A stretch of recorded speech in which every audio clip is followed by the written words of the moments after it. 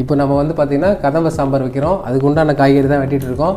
காரம், உப்பு, புளிப்பு இது எல்லாமே நாங்கள் வந்து ரொம்ப கம்மியாக போடுவோம். புளிப்புக்கு பார்த்தீங்கன்னா எலுமிச்சை பழம் தான் போடுவோம். நாங்கள் காரத்துக்கு நாங்கள் வெறும் காஞ்ச மிளகாய் அந்த மாதிரி தான் யூஸ் பண்ணுவோம். மிளகுத்தூள் இது மாதிரி தான் யூஸ் பண்ணுவோம்.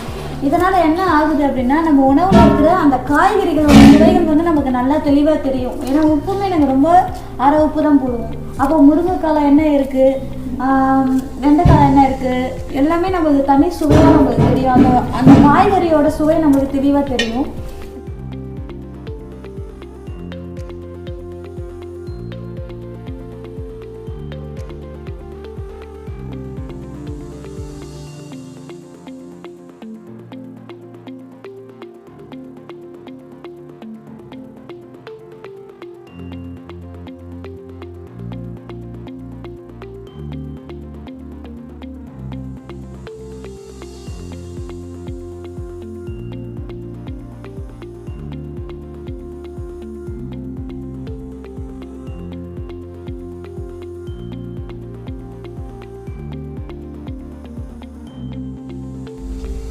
அடுப்பில் அண்டாவை வச்சு எண்ணெயை ஊற்றிக்கிறோம்.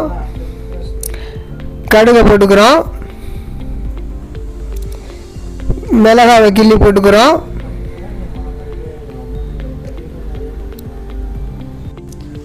கருவேப்பிலை போட்டுக்கலாம்.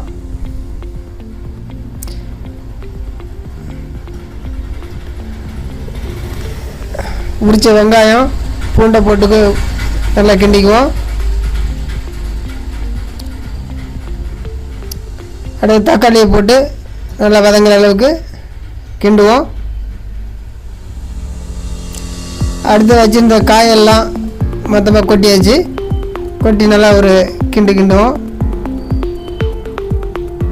நல்லா எண்ணெயில் காய் ஒரு அளவுக்கு வதங்கட்டும். அடுத்து மஞ்சள் பொடியை போட்டாச்சு. போட்டு நல்லா ஒரு கிண்டுறோம். நல்லா மிக்ஸ் வேக வச்சுருந்த பருப்பையும் போட்டாச்சு.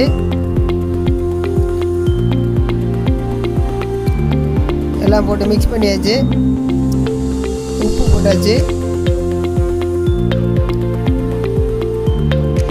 சாம்பார் ரெடி. கொதிச்சா நல்லா கொதி வரட்டும். வெந்திரிச்சு காய். கதம்ப சாம்பார் தயார்.